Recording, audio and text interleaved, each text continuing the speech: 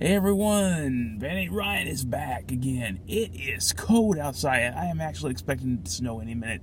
That is how cold it is. And they're already saying there's supposed to be rain coming, but I'm saying no, this is shower weather. This is snow shower weather.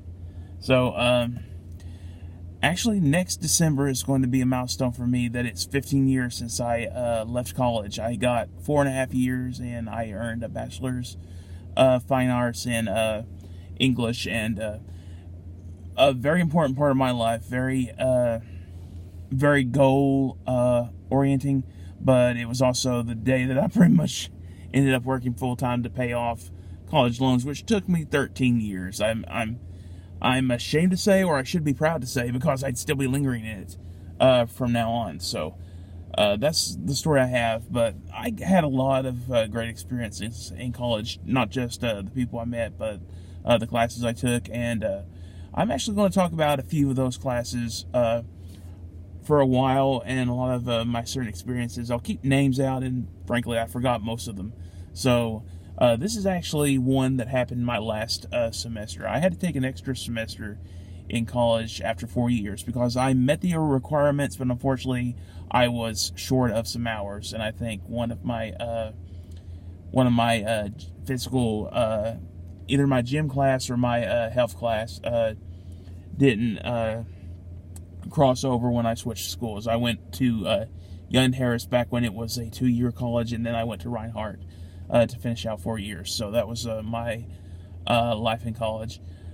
One thing I found on the agendas that I was actually very excited to know is intro to screenwriting, because movies and writing have been my passion since I was pretty much 11 or 12. That is the stuff I love the most. And when I was originally thinking about colleges, I really wanted to learn how to be a movie reviewer. And yeah, of course, on YouTube, everybody's a reviewer. Yeah. I wanted to be like the professional one, the guy that wrote for the newspapers, the guys that got on TV, like Roger Ebert and Gene Siskel. I was a big fan of those guys. I've probably read about every single review Roger Ebert has ever written, and this was like a great writer. But I always wanted to find out how to learn how to screenwrite. I actually have a friend in college that I'm still friends with on Facebook, and she went for her master's in screenwriting. I think she did earn it. I believe so. If I post this on Facebook, she can correct me. But I'm pretty sure she got her major in screenwriting. So I took intro to screenwriting, which was I was excited for this one because I said, okay, I'm going to learn about movies. I'm going to learn how to do all this stuff. There were like 6 other students in the class, 6 or 7, and I don't want to say it was non-professional, but it was kind of easy that it was like grabbing for straws, because there was not an essential, you had to get some books requirement, but almost everything was worksheets, and everything was like a lot of work we had to do on our own. And the big project was that we had to write a 20-page script for a short film. It had to be approved. The idea had to be approved, and we would be doing lessons along the side. Best part is we got to watch movies, and we got to talk about plot structure and all that, to explore how to introduce a film. We watched the opening 10 minutes of both Brazil and the original Matrix. Yeah, they're talking about a reboot like everything else. So I'm just gonna say the original, because knowing Hollywood, they're gonna do it. I don't see how they're gonna stop doing it. I had already seen the Matrix. I was fascinated by Brazil. I said, this is such an odd movie. But after those opening 10 minutes, I never saw the entire movie until last October. Literally, nearly 14 years later, I finally sat down, got the Criterion Collection, which is the edition that is supposed to be the most complete. And I saw that, and fascinating movie, great movie. You could see how a ton of stuff nowadays has been inspired by that movie. But I was fascinated by that. Another thing I gotta say about the class is that one of my classmates, I swear this guy either got ripped off by the guys that made Napoleon Dynamite, or he just watched the movie way too much that he became that guy. Because he was literally, Napoleon Dynamite was literally sitting next to me through most of this class. He didn't have the hair. He had just had like a little curl, slick back hair like that. But he always said, oh, gosh. And he had all the mannerisms and stuff like that. So that's how it was for that. My first story attempt got rejected. I had an idea for a story called Intervention, which was pretty much about these three friends that meet the night after Halloween, and they talk about what their Halloween night was like.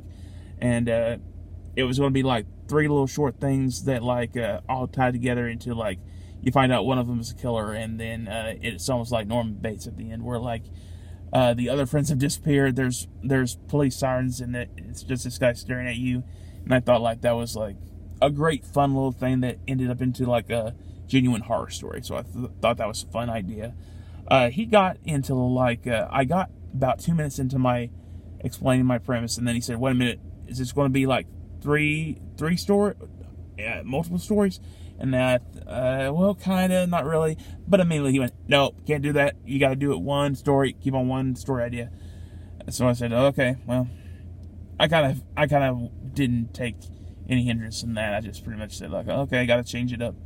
And even then, when I finally got the right premise, I was obviously the odd duck out, because most of the other students were like writing those teen angst kind of stories that pretty much every other script was like ready made for like this WB, or for people know now the CW.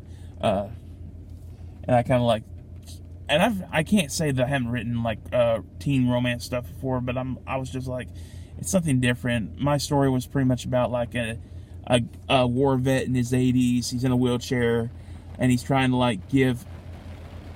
Oh, I don't know if you can hear that, but we're getting that shower in now. But I had that idea going in for that, and I was obviously the weird duck, because like everybody's doing these teen angst kind of stories, and I'm talking about like, I almost want to say it's more like a quirky kind of Hallmark Channel movie. It's kind of like what I was writing. I want to say it's more interesting than that, but I did like how we had to do like a structure and show, not tell, which is what films are supposed to do. And almost every other film I've seen, they always tell. But I love coming up with ideas where like the guy's thinking about his son that died when he was in World War II, and you just see a flashback of him like on the drive home, and he sees like not a dirt bike, but like a little bicycle that is pretty much like sunk into the mud. It's literally submerged into the mud, and it gives you a premise that like this has not been used in so long. It's raining, and then he comes to like his front door. His wife is hugging him. There's no dialogue at all. You just see it in the distance, and then you just see him drop to his knees, and then the flashback ends. And like I love doing stuff like that. The only thing that the professor had an issue with me, and he didn't have like too big of an issue. He just like, it was something that just stuck with him. And looking back, I can understand his frustration, because the only way I could really explain it at a certain point was just like I had to show what was in my mind and express it. So I was putting in like camera POV and like all that. You cannot do that as a professional screenwriter. Some people do, some people don't. But his biggest thing was like, you got to take that direction out. You cannot have that. That is the director's job. That is not the writer's job. And it's not like I was trying to irritate him, but it's just like I could not stop doing it. I had to like show what was in my head and like put it down on paper. And the criterion I just pretty much settled down with is the fact that I'm just writing stuff I plan to direct. So that's just how I am. I've done a better job in recent terms. The first full-length script that I finished, this was like around 2016, 2017. I did make a honest effort to keep the camera directions out. Sometimes I was successful, sometimes I had to write and erase and write and erase and write and erase. So like that was just how it went. But yeah, another thing that the Napoleon Dynamite guy, he wrote like I almost want to say it's pretty much like a Lethal Weapon, redneck Lethal Weapon. Years later, I found a series called the Hap and Leonard series, all written by Joe Lansdale. That is very much kind of like what this movie was. But he wrote it like a novel. It was almost like there was about 500 words on one page alone, and it was like 20 pages.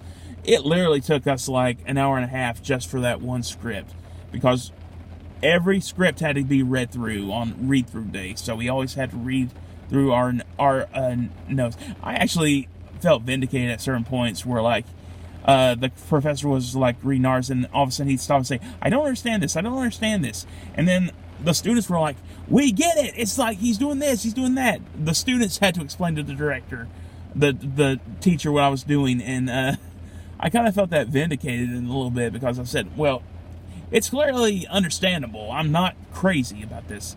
But going back to this Dynamite script, we really had to like spend an hour and a half reading this, and I had one part one day.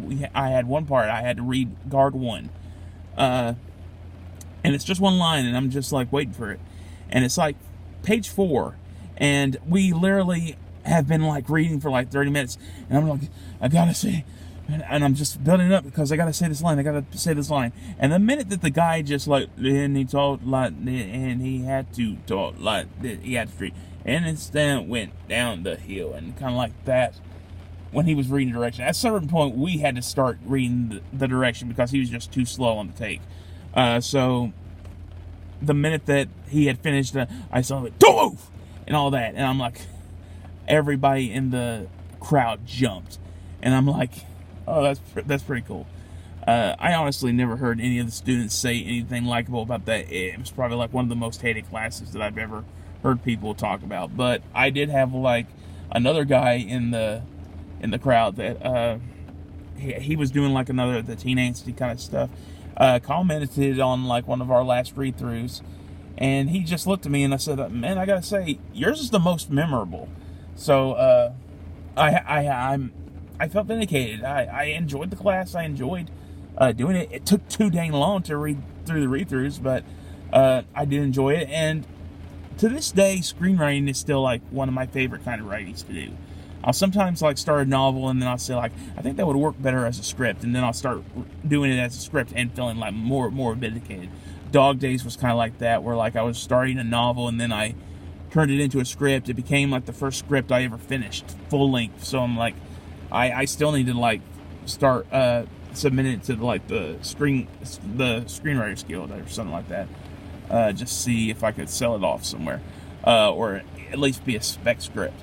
But yeah, that was actually like a non-statistical class that I had no need for on anything, except I was an English major, so I wanted to write as much as I could for like any kind of class. So that's story 1 for like this talk through. So I will see y'all next time with my next college story.